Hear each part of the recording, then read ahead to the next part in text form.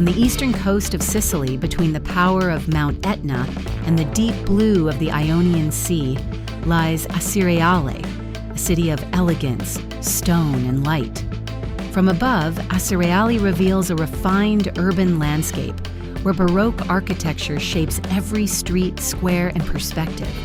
At its heart stands the magnificent Acireale Cathedral, a symbol of faith and artistry, overlooking the main square with its intricate facade and balanced harmony.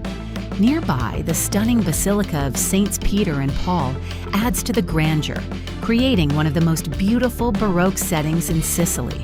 The historic center unfolds in symmetry and detail, balconies, decorations, and stone facades reflecting centuries of artistic tradition.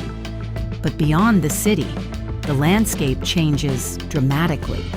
The coastline drops into volcanic formations, where dark lava rock meets the sea, creating a powerful contrast of color and texture.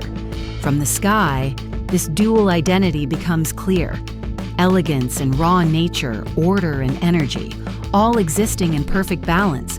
Acireale is also a city of celebration, known for its vibrant carnival, where art, color, and tradition come alive in spectacular form.